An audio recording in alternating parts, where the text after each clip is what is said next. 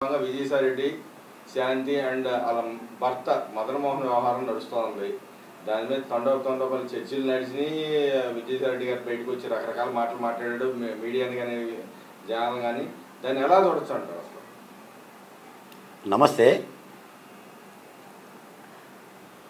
మీరు చెప్పినట్లుగా ఆంధ్రప్రదేశ్లో గత 10 రోజులుగా విజయసాయిరెడ్డి గారు, అలాగనే దేవాదాయ శాఖ అసిస్టెంట్ కమిషనర్ శాంతి గారు, ఆమె భర్త మదన్ మోహన్ గారు, వీళ్ళ వ్యవహారం అంతా కూడా పెద్ద ఎత్తున ఆంధ్రప్రదేశ్లో రచ్చరంబోలా లెవెల్లో ఆల్ న్యూస్ ఛానల్స్ కానీ మొత్తం కూడా రగడ చేస్తున్నాయి. అంటే ఆంధ్ర రాష్ట్రానికి ఒక జాతీయ విపత్తు వచ్చినట్టు, 7.5 రెక్టర్ స్కేల్ మీద భూకంపం వచ్చినట్టు, ఇక రాష్ట్రానికి సమస్య లేనట్టు పెద్దగా వైరల్ అవుతుంది. రెండోది నేను గమనించింది కూడా ఏంటంటే, అంటే కొంతమంది, అందరూ కాదు కొంతమంది, ట్రంప్ మీద కాల్పులు జరిగినా కూడా పట్టించుకోవాలి. పూరీ జగన్నాథుడు గారి పుణ్యక్షేత్రంలో ఆ బంగారు ధనాగారాన్ని ఓపెన్ చేసిన వార్తలు ప్రసారం చేయాల. వదిలేసి ఈ Vijayasai Reddy versus Shanti is equal DNA పరీక్ష, ఇదే చర్చ. మిత్రమా, గత 5 ఏళ్ళుగా ఆంధ్రప్రదేశ్లో వైసీపీ పరిపాలన క్రింది కులాల మీద, అంటే ఎస్సీల మీద, ఎస్టీల మీద, మైనార్టీల మీద చేసిన దాష్టీకాల గురించి మీకు తెలుసు, నాకు తెలుసు. నా మెడలో 2 కండువాలు వేసుకొని, ఒకటి అమరావతి జెండా, 2 దళిత బహుజన కులాల ఎజెండా వేసుకొని మనం పోరాడాం, ఎదిరించి పోరాడాం. దళితుల్లో కూడా చైతన్యవంతం కలుగు చేసాం. వైసీపీ పాలన పోయింది. ప్రజలు కోరుకున్న కూటమి ప్రభుత్వం కూడా దాదాపు 164 స్థానాలతో నూతన ప్రభుత్వం కొలువుదేరింది. ఇప్పుడు శాంతి, విజయసాయిరెడ్డి, శాంతి మదనమోహన్ భార్యాభర్తలు వాళ్ళిద్దరే చెప్పారు మీడియా పరంగా. దీనికేమి శాస్త్రీయ పరిజ్ఞానాలు, శస్త్ర పరిజ్ఞానాలు, రాజ్యాంగ పరిజ్ఞానాలు అక్కర్లా. 2014లో పెళ్ళయింది, 2015లో 2 బిడ్డలకు జన్మనిచ్చారు, 2016లో 2 మధ్య పొరపచ్చాలు వచ్చినాయి, చీలికలు వచ్చినాయి, ఘర్షణలు వచ్చినాయి. అది రమారమి చిరికి 2 మధ్య కుటుంబ సంబంధాలు తెగిపోయే పరిస్థితికి వచ్చింది. అసలు నువ్వు నాకు వద్దు, మదనమోహన్ మాటలు చెప్పాలంటే నువ్వు నాకు వద్దు, నా 2 బిడ్డలను తీసేసుకొని నేను వెళ్ళిపోతా, నన్ను సెటిల్ చేయండి అని చెప్పేశాడు ఆయన. శాంతి గారు కూడా చెప్పింది, నువ్వు నాకు వద్దు, నేను సుభాష్ రెడ్డి అనే వ్యక్తితో నా పెళ్ళయ్యింది, ఇప్పుడు నా జన్మించిన బిడ్డ కూడా సుభాష్ రెడ్డి కొడుకు అని ఆమె చెప్పింది. కానీ మదన్ ఇచ్చిన ఒక ఫిర్యాదుని, ఎండోమెంట్ కమిషనర్కి ఇచ్చిన ఫిర్యాదుని పెట్టుకొని ఆ ఎంపీ గారి మీద డిఎన్ఏ పరీక్ష అనేది పెద్ద ఎత్తున న్యూసెన్స్. నేనేమంటానంటే, విజయసాయిరెడ్డి అంశం వేరు, శాంతి మదన్ల కుటుంబ గొడవలు వేరు. ఈ కుటుంబ గొడవలు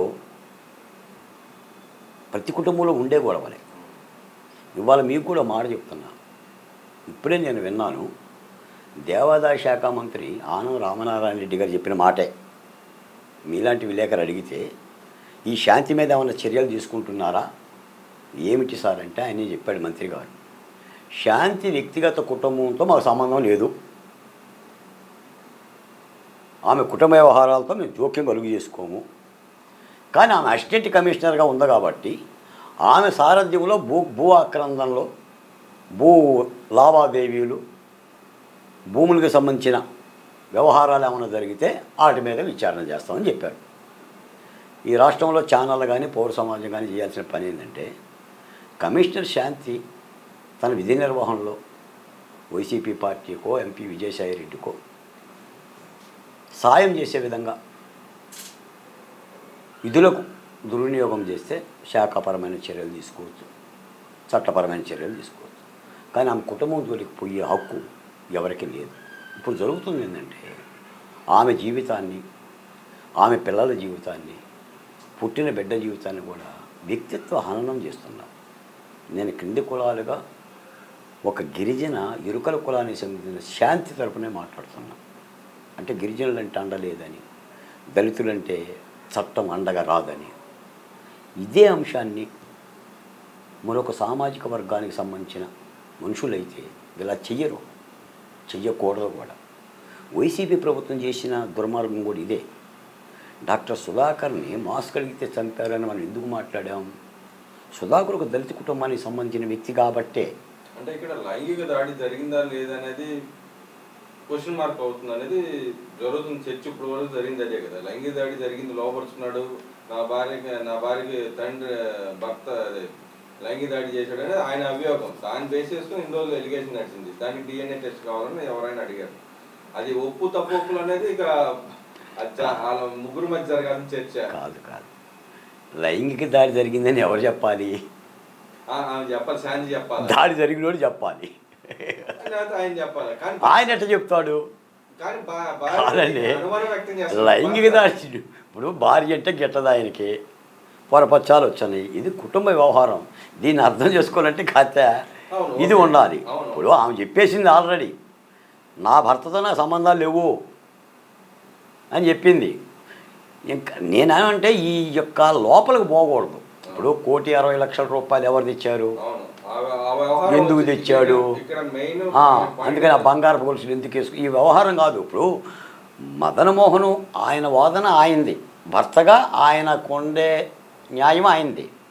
భారీగా ఇవి విడిపోయిన తర్వాత ఏముకుంటే ఇది కుటుంబ వ్యవహారం అనే చెప్తున్నా. మంత్రి గారు చెప్పింది ఒక మాట కూడా అదే, కుటుంబ వ్యవహారాల్లో మేము జోక్యం కలుగు చేసుకోము, అధికారిగా తప్పు చేస్తే చర్యలు తీసుకుంటాం. ఇంకో మాట కూడా చెప్తున్నానండి, ఇప్పటివరకు ఎవరికి తెలియని విషయం, శాంతి గారు ఎందుకు సస్పెండ్ అయ్యారు? అందరూ అంటున్న మాట ఏంటంటే కొన్ని వందల ఎకరాలు ఆక్రమించిందామా, కొన్ని వందల ఎకరాలు విజయసాయిరెడ్డి గారికి కట్టబెట్టింది అని అంటున్నారు. కాదండి, ఆమె ఉద్యోగంలో చేరిందే 2020. అంటే 2020 నుంచి 24 లోపల ఈ 4 ఏళ్లలోనే 100 ఎకరాలు పోయినాయా? మీరు గమనించండి. సస్పెండ్ చేసింది కూడా ఎందుకంటే హైకోర్టు ట్రిబ్యునల్ ఆర్డర్ పాటించలేదని. అంటే ఆక్రమణను తొలగించమని ట్రిబ్యునల్ ఆర్డర్ ఇస్తే ఆ ఆర్డర్ను అమలు చేయాల్సిన బాధ్యత అసిస్టెంట్ కమిషనర్ మీద ఉంటుంది. ఇది ఏమో పాటించలేదు అని. మరి అంతకుముందు అసిస్టెంట్ కమిషనర్లు ఉన్నారు కదా, వాళ్ళు పాటించారా? వచ్చినప్పుడు ఇచ్చింది కూడా కాదు ఇది, ఈ ట్రిబ్యునల్ తీర్పు. అంతకుముందు అసిస్టెంట్ కమిషనర్ పనిచేశారు. అంటే ఆక్రమించుకున్న వ్యక్తి ఎవడో పెద్దోడై ఉంటాడు, వాళ్ళు చేతులు ఎత్తేసారు, ఏమో చేతులు ఎత్తేసింది. మళ్ళీ ఫిర్యాదుదారుడు కోర్టుకు వెళ్ళి ఉంటాడు, ఆ ఆర్డర్స్ ఇంప్లిమెంటేషన్ అయింది అంతే తప్ప ఆమె ఏదో బొక్కిందని చెప్పేసి అనేది కాదు. ఈ విషయం కూడా లోకానికి తెలియదు. కానీ ఇక్కడ శాంతి అని అంటే ఆంధ్ర రాష్ట్రంలో దేవాదాయ శాఖ భూములు మొత్తం కూడా ఏమే కబ్జా చేసేసింది. ఎలా చేస్తుందండి? ఇప్పుడు అక్కడ ప్రేమాలయానికి సంబంధించిన భూముల వ్యవహారమే అక్కడ ఉంది, 300 ఎకరాలు ఏమో. దానిలో ఏమనంటే లబ్ధి చేకూర్చ ఉండొచ్చు. నేను ఇప్పటికీ చెప్తున్నా, శాంతి శాఖాపరమైన తప్పులు చేస్తే శాఖ చర్యలు తీసుకుంటుంది. కానీ మనం జీవితాల మీద దాడి చేయకూడదు, వ్యక్తిత్వం మీద దాడి చేయకూడదు, తాను పోరాడాలి. అసలు నిజానికైతే శాంతి ఎస్టీ కమిషన్ని, ఎస్సీ కమిషన్ని కలిసి రిపోర్ట్ ఇవ్వాలి. తన వ్యక్తిత్వ హననం చేస్తున్నందుకు, ఆమె ఫోటోలు చూపిస్తున్నందుకు, ఆమె జీవితాన్ని రచ్చకీడ్చి. ఏమండి, శాంతి కొడుతున్న ఇంటికి కూడా విలేకరులు పంపుతారండి, విలేకరులు పంపుతారండి. అంటే నువ్వే ఉయ్యాలేసి, నువ్వే పిల్లగాన్ని పడుకోబెట్టి, నువ్వే బారసాలు నడిపి, మెల్లో గొలుసులేసి, ఏమి రైట్ ఉంది మనకి వ్యక్తిగత జీవితాన్ని అని? వ్యక్తిగత జీవితం వేరు, ఆమె శాఖాపరమైన జీవితం వేరు. పైపెచ్చు ఇక్కడ విజయసాయిరెడ్డి గారే కనుక ప్రత్యర్థులకి, నేను ఒక మాట చెప్తాను మీకు. మొన్న ఇటీవల విజయవాడ దగ్గర గొల్లపూడిలో ఒక యాక్సిడెంట్ జరిగింది. 2 ఎద్దులు పరస్పరం కొట్లాడుకుంటుంది. ఒక ఎద్దును పొడిచింది. 2వ ఎద్దు తిరిగి ఈ ఎద్దును పొడిచే లోపల ఎద్దు తప్పించుకుంది. ఈ ఎద్దు వెళ్ళిపోయి స్కూటర్ మీద భార్యాభర్తలు పోతుంటే బైక్ మీద ఆ బైకును గుద్దింది. ఈ బైకు నడుపుతున్న వ్యక్తి భార్య ఇద్దరు కలిసి బస్ కింద పడ్డారు. ఇద్దరు చనిపోయారు, స్పాట్ డెడ్. ఇక్కడ ఎద్దుల కుమ్ములాట. విజయసాయిరెడ్డి గారు కానీ, విజయసాయిరెడ్డి గారి ప్రత్యర్థులు కానీ. ఇప్పుడు చచ్చిపోతుంది ఎవరో? శాంతి శాంతి మదనమోహన్ అనేది ఒక వెపనం ఈ ఎద్దులకి. కాబట్టి ఇది కుటుంబ వ్యవహారంగానే చూడాలి. మదనమోహన్ మాట్లాడుకునే వాదన కోర్టులో పరిష్కరించుకోవచ్చు, పోలీస్ స్టేషన్కి వెళ్ళవచ్చు. ఈ రోజున అదంతా కూడా వైరల్ అయిపోయింది. దాని గురించి చెప్పనక్కడ విడాకుల పత్రం 2016లో తీసుకున్నారు. నా స్టోరీ మొత్తం కూడా నేను పోను. నేను చెప్తుంది బహుజన కులాలు చేసిగా కింది కులాలకు సంబంధించిన, కింది కులమే కాదు, ఏ కులమైనా ఏ మహిళ అయినా వాళ్ళ వ్యక్తిగత జీవితంలోకి చొరబడే హక్కు రాజ్యాంగం ప్రకారంగానే మనకు లేదు. వాళ్ళకి లివింగ్ రైట్స్ ఉన్నాయి 21 ఆర్టికల్ ప్రకారంగా. ఆమెకు 19 ప్రకారంగా ఆమెకు మాట్లాడుకునే హక్కు ఉంది. ఆమె ఎవరితో కాపురం చేయాలో నువ్వు నేను నిర్ధారణే చేయకూడదు. మదనమోహన్ పోలీస్ స్టేషన్కి వెళ్ళవచ్చు. పోలీస్ స్టేషన్ కాకపోతే న్యాయస్థానాన్ని ఆశ్రయించవచ్చు. ఇష్టం ఉంటే ఏరుకోవచ్చు, ఇష్టం లేకపోతే విడాకులు ఇవ్వచ్చు. That's all. ఇంతే ఇందులో పరిష్కారం. శాంతి కూడా అంతే. మదన కావాలనుకుంటే కాపురం చేస్తుంది, మదన వద్దనుకుంటే విడిపోతుంది. విడాకులు అనేది రాజ్యాంగంలో చట్టబద్ధమైన ప్రక్రియ. మనం ఉంది సతీసాగమన రోజుల్లో లేము, బాల్య వివాహ రోజుల్లో లేము. ఒక భార్య ఒక్క భర్తకే కట్టుబడి ఉండాలని రాజ్యాంగంలో కానీ చట్టాల్లో కానీ ఎక్కడ రాసి లేదు. రక్షణ చట్టాలు ఉన్నాయి. కాబట్టి నేను చెప్తుంది ఏంటంటే, ఎవరికైనా సరే కుటుంబ గొడవలను రచ్చగీడ్చి క్రింది బిడ్డల యొక్క పరువు తీయమాకంటే, అలాంటిది కనుక తీస్తే ఆ బిడ్డల వెనక, ఆ బిడ్డలకు అండగా బహుజన కులాలుగా మేము ఉంటాం. చట్టపరంగా కేసులు పెడతాం. ఈరోజు కాకపోతే రేపు పెడతాం. ఈ రోజున శాంతి ధైర్యంగా ముందుకు రాక కొంత భయపడితే భయపడి ఉండవచ్చు. ఆమెకు పెట్టుకునే హక్కు ఉంది, విచారించే హక్కు ఉంది. ఏ ప్రభుత్వం అయినా విధుల నిర్వహణలో తప్పు చేస్తే తీసుకుంటుంది తప్ప ఎవరు ఏ తలుపుల దగ్గర కాపురాలు చేశారు, ఎవరితో కాపురాలు చేశారు, ఎందుకు చేశారు, ఏ హాస్పిటల్లో డెలివరీ అయ్యారు, ఎవరికి ఏ బిడ్డను కన్నారని పంచాయతీలు తేల్చరు. ఇష్టం ఉంటే ఏలుకోటాలు, కష్టమైతే మానుకోటాలు. దీనిని ఇలా అర్థం చేసుకోవాలి. అంత పెద్ద మనిషి, అవగాహన ఉన్న మనిషి ఆనం రామనారాయణ రెడ్డి గారు ఎందుకన్నారు, కుటుంబ వ్యవహారంలో మేము జోక్యం కలుగు చేసుకోమని. శాఖాపరమైన ఇబ్బందులు ఉంటేనే చేసుకోవాలి, తప్పనిసరిగా దీన్ని ఇలా చూడాలి.